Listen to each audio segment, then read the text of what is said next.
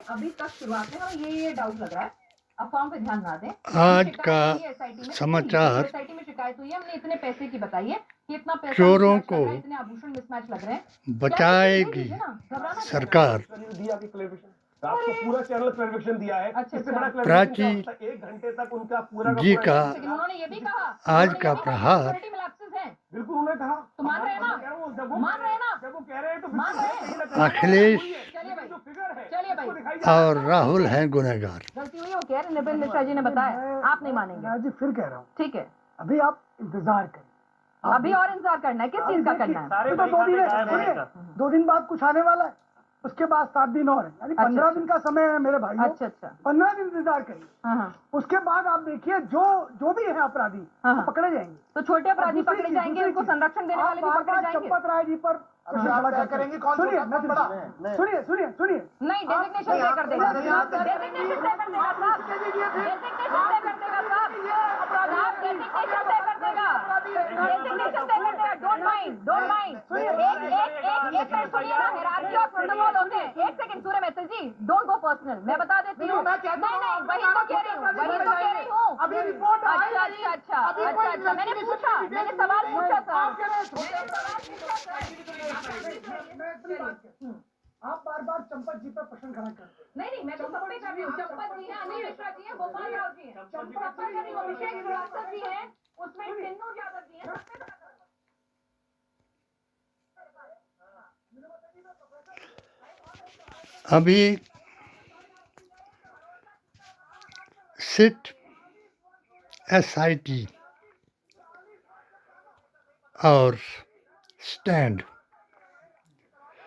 विपक्ष कहेगा स्टैंड और सत्ता पक्ष कहेगा सिट। इसलिए कि आस्था और अकीदा ही धर्म की पहचान है, और जो नूर, अवतार और किताब को झुठलाता है वही हैवान है। जिसमें 3 बातें हैं वो भारत का संविधान है। ऐसा संविधान दुनिया में किसी का नहीं हो सकता। यानी जो खुदा को माने वो भी भारतीय नागरिक है, यानी एक खुदा को माने वो भी भारत का नागरिक है, और जो 3 करोड़ खुदाओं को माने वो भी भारत का नागरिक है, और जो किसी को ना माने वो भी भारत का नागरिक है। मेरी पेटिशन 20011/01/2019 ने साबित करके दिखाया। मैंने HHAQ की किताब हालात हाजरा आसार क़यामत के जरिए भारतीय संविधान के मौलिक अधिकारों के बारे में मोदी जी महान, रक्षा मंत्री, विदेश मंत्री और गृह मंत्री को बताया कि क्या चाहता है भारत का डबल ऑप्शन मुसलमान और क्या कहता है संविधान। संविधान में ये आर्टिकल 25(6) साफ तौर पर बताता है कि हर एक आदमी को अपने अपने अवतार, इष्ट देव और आचार्य, धर्माचार्य के मुताबिक अपने धर्म का पालन करने का अधिकार है, यानी पूजा का अधिकार। चाहे वो पत्थर की पूजा करे, चाहे वो लकड़ी की पूजा करे, चाहे वो समंदर की पूजा करे, चाहे आसमान की पूजा करे, चाहे तारों की पूजा करे, चाहे सूर्य की पूजा करे, उसके बात में विघ्न डालने वाला ही अधर्म कर रहा है।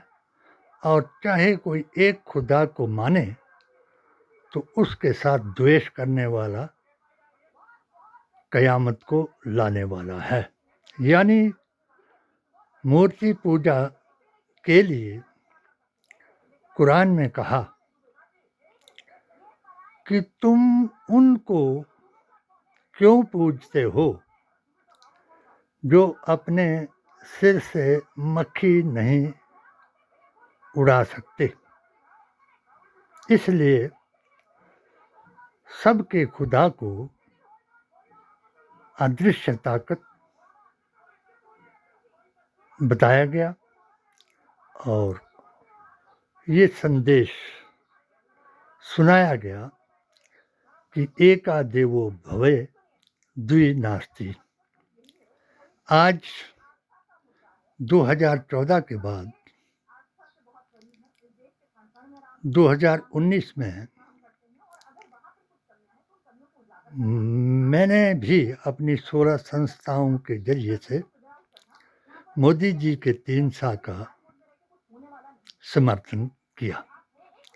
सबका साथ, सबका विश्वास और सबका विकास। उग्रवादियों को मैंने उग्रवादी कहा, उसी कुरान की आयत के मुताबिक सूरा माइदा की 35 और 36 के मुताबिक कि जो अपने मुल्क और मिल्लत का गुनहगार है, यानी देशद्रोही जिसको ये लोग कहते हैं, उसका एक हाथ और एक पाँव काट करके उस सरहद में फेंक देना चाहिए जिसकी वो बात कर रहा है। अब जिसने उग्रवादियों को का साथ दिया वो भी उग्रवादी है, और जिसने दूसरे के धर्म का मजाक उड़ाया उसने अपने धर्म का खुद मजाक उड़ाया। 2 चीज़ें हमने देखी, एक शौचालय और एक देवालय। इनका इतना विकास हुआ कि जो 3 साल से मोदी जी महान को सब ने धर्म के नाम पर सर्वश्रेष्ठ प्रधानमंत्री बताया। 3 गाय के प्रचार से, गांधी गोत्र और गाय के प्रचार से नेहरू गांधी खानदान और मुसलमान को इन्होंने चंदाचूर, देशद्रोही, अर्बन नक्सली, यहाँ तक कि भैंस चुराने वाला भी बताया। जो इन्होंने इस्लाम की तौहीन करके अपना संबंध मोदी जी ने अमेरिका, इजराइल के साथ बनाया, जहां मुसलमानों को आतंकी, उग्रवादी और तालिबानी बताया जाता है। उन्हीं तालिबानियों का जब भारत में आए तो मोदी जी ने उनको देवबंद भेजाया और उन देवबंदियों ने, जिन्होंने 1949 में फैजाबाद हाई कोर्ट में जिन सुन्नियों ने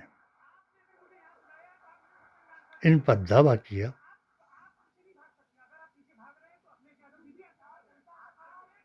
गुस्ताखे रसूल होने का मैं इसमें कोई कहने में मैं किसी से डरूंगा नहीं, क्योंकि वही कहूँगा जो फैसले में है। फैज़ाबाद हाई कोर्ट में फैसला आया और उस किताब में जिसमें ये फैसला है उसमें ये छपाया कि ए विक्ट्री ऑफ सुन्नीज अपॉन वहाबीज। ये जो वहाबीज थे वो जिन्नावादी थे, वो गुस्ताखे रसूल थे, वो शराबी की अतायत करने वाले थे, वो पीरे तरीक़त वली हिंद की तौहीन करने वाले थे और उस दर से मांगने वालों को मुशरिक बताते थे जिस दर से पूरी दुनिया मांगती है। आज जो इस्लाम की तौहीन करने वाले चार थे, उनके सबसे बड़े जो हिंदुत्व के सरदार बने हुए हैं योगी जी, आज अयोध्या में गए और उन्होंने कहा कि जो दोषी हैं वो मेरे नज़दीक ना आए, क्योंकि दोषी उनके अपने हैं, हिंदू हैं, कोई मुसलमान उनके बीच में नहीं है। आज हिंदुओं ने उस कुरान को मान लिया कि जिस मूर्ति को श्री रामचंद्र जी की जिस मूर्ति को सोने की सुई से मोदी जी ने सुरमा लगाया और मोदी जी को जिस चम्मच से चरणामृत उस साधु ने पिलाया, आज उस साधु का नाम भी इन्हीं चोरों के बीच में आया और एक दूसरे इनका एक गिरोह था जिनको ये इस्लाम पर शायद यकीन आ गया कि राम देखते नहीं हैं, सिर्फ हमारी आस्था है कि हम इनको माथा टेकते हैं। इन्होंने जब हार उतारा या पाँव के खड़ाऊं उतारी तब इनको पूरा यकीन आ गया कि कुछ नहीं कर सकते ये। फिर इन्होंने ये चोरी का डंका बजाया और इस पैसे को कहाँ कहाँ पहुँचाया ये अभी SIT इसकी जांच करेगी। गिरफ्तारी किसी की नहीं होगी, केस किसी के पर नहीं। SIT से मतलब मैंने बता दिया कि सिट ये करेंगे, सिट, और उन लोगों को जो मंदिर में आज तक नहीं गए उनको कहेंगे स्टैंड कि भाई तुम खड़े रहो और देखते रहो।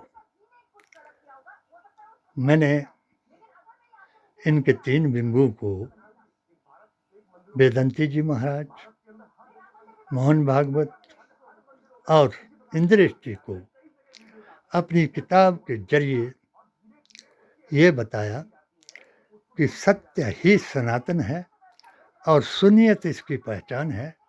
इसलिए जो बीजेपी के गोडसेवादी जिनको हम यजीदी इमाम के कातिल मानते हैं और गोडसे को सनातन का कातिल मानते हैं, वो हिंदू अगर मुसलमानों को ये कहें कि इनको मजदूरी भी पूरी मत दो, इनको इतना तंग करो कि भारत छोड़ करके चले जाएं, तो आज भी अयोध्या में जाकर के 2 बातें जो योगी जी ने कही कि फातिया, टोपी,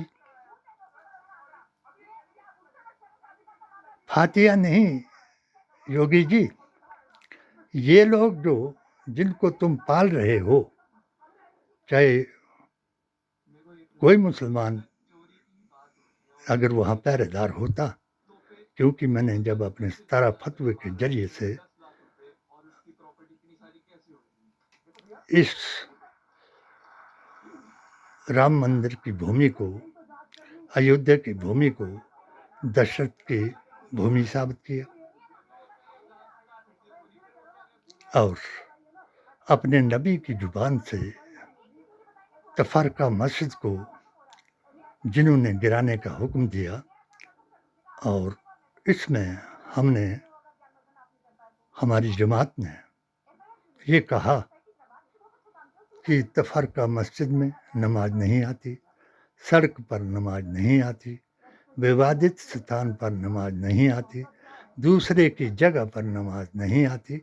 इन्होंने इस बात को भुला दिया कि मुसलमानों ने ही कोर्ट से ये फैसला करवाया और ये फैसला कोर्ट के आदेश से हुआ, और इन्होंने अपने आप को हीरो इसलिए बनाया कि जब वो अवैध काम करने के लिए उस गुंबद पर चढ़े और कानून के मुताबिक अगर किसी सरकार ने इन पर गोली चलाई तो उनको इन्होंने शहीद बताया। शहीद वो होता है जो अपने मुल्क और मिल्लत के लिए जान गंवाता है, यानी अल्लाह के रास्ते में जो जान गंवाए उसको शहीद कहते हैं। चलो, जो कुछ भी हुआ, मैं अभी भी मोदी जी महान कहता हूँ, और इनके दूसरे 3 गा को मैंने बता दिया, और 3 वाह के बारे में मैंने अपनी पेटिशन में लिखा, और जिस पेटिशन को इन्होंने ठुकराया, और एक बलात्कारी,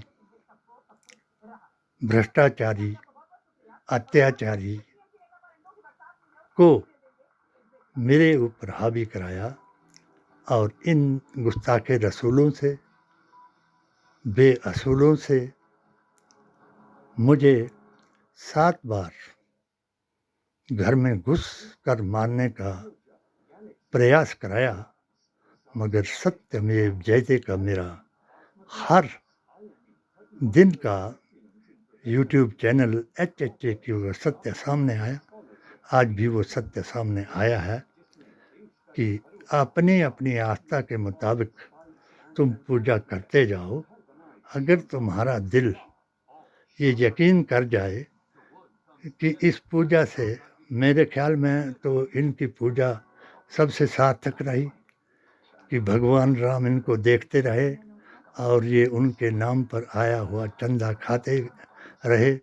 पहले इनके नाम से इन्होंने चुनाव जीता, अब इनके नाम से ये अमीर हो गए, 7-7 मंजिला इनकी मकान हो गए, और अभी ये अमीर हो गए, और इतने अंधभक्त हो गए कि मुसलमानों को ही गाली दिलाते रहे, और मुसलमान अभी तक भी बताते रहे कि ना हम किसी, मेरे नबी ने कहा कि लकुम दीनकुम वलिय दीन, किसी के भगवानों को तुम गाली ना दो, ताकि तुम्हारे भगवान को, सच्चे भगवान को, सच्चे खुदा को कोई गाली दे। इसलिए हम तो रामचंद्र जी को गाली नहीं देंगे। 2 बातें यहाँ ये कांग्रेस पर और इस पर लगाते हैं। वो पप्पू हैं, उनके जो इस मेरी किताब के अर्थ को और मेरी इस यूट्यूब को समझ नहीं पाते कि PDA क्या है। PDA से मतलब, P से मतलब है पिछड़ा वर्ग। आज आरक्षण की वजह से एक ब्राह्मण और राजपूत को इतना पीछे कर दिया है कि वो पिछड़ा वर्ग है। D से दलित वर्ग, कि जिनको 4 युगों में पाँव के नीचे पीसा गया, वो है दलित वर्ग। और तीसरा A है आदिवासी, अल्पसंख्यक और मूल निवासी भारतीय, जिन पर हर एक आदमी ने राज किया। हूण और पण ने चाइना से आकर के भी इनको डरा दिया, और आज भी हम जिसके घर में कोई ऐसा विचित्र काम हो जाए तो हम ये कहते हैं कि उसके घर में हूणी आ गई। तो ये हिंदुत्व के लिए एक बड़ी होनी है जिसने ये अनहोनी कर दी। इन लोगों की गिरफ्तारियां होनी चाहिए और इनको जेल में डालना चाहिए। जिन्होंने आदमियों को तो लूटा मगर आज भगवान को भी लूट लिया। हम महात्मा गांधी का सनातन इनको याद कराएंगे जिसने कहा हे राम हे राम हे राम। किन लोगों के लिए? इन्हीं लोगों ने जिन्होंने उन पर गोलियां चलाई और उनकी लाश जो है बिरला मंदिर के आंगन में बिछाई। कोई आदमी ये ना समझे कि मैं किसी धर्म विशेष या किसी प्रधानमंत्री गृह मंत्री के खिलाफ कुछ बोल रहा हूँ। मैं इतना ही बोल रहा हूँ कि मुझे तजर्बा है कि मैंने भी 2019 तक इनके 3 साल को सराहा और जब इन्होंने मुस्लिम नफरत के कारण मुझे तोड़ दिया, यहाँ तक कि परिवार से भी, तो मैंने इनको छोड़ दिया और मैं लिखते लिखते अपनी आँखों की रोशनी गवाई। आज फिर मुझे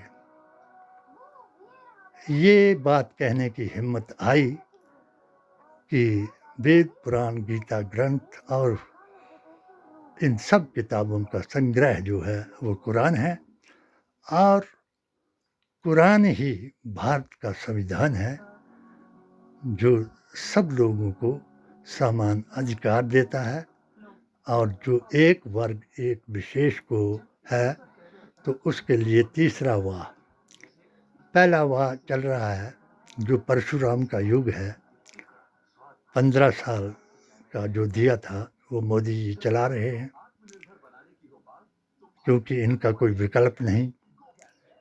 दूसरा वाह, इनके अलावा कोई आदमी किसी दूसरे बीजेपी या आरएसएस के आदमी पर विश्वास नहीं कर सकते कि वो इसको हिंदू राष्ट्र बना सकें। इनके ऊपर पूरा विश्वास है। और तीसरा वाह जो आज समझ में आया कि जिस राम को जप करके इन्होंने अपने आप को प्रधानमंत्री की कुर्सी तक पहुंचाया, आज उसको लूट करके भी एसआईटी का गठन कराया ताकि इस लूट में अपनों की छूट हो जाए और डॉक्टर शेख तो ये कहता जाए कि जय बापू, जय भीम, जय संविधान, जय हिंद। मेरी YouTube को सब्सक्राइब करें, ना डरें। राहुल गांधी का एक शब्द जरूर याद करें, डरो मत। जो डर गया वो मर गया। यही मुसलमानों का हाल होगा कि जो खुदा से नहीं डरा और इनसे डर गया। यानी खुदा से डरने का मेरी मुराद ये है कि अल्लाह ने कहा कि ए मोहम्मद, जो तेरा नहीं वो मेरा नहीं। तो जो नबी का नहीं रहा वो किसी का नहीं रहा। इसलिए मेरी इस YouTube को सब्सक्राइब करें, ना डरें और सत्यमेव जयते का उद्घोष सबको करें। वैदिक इस्लाम ही भारत की शान है। जय हिंद।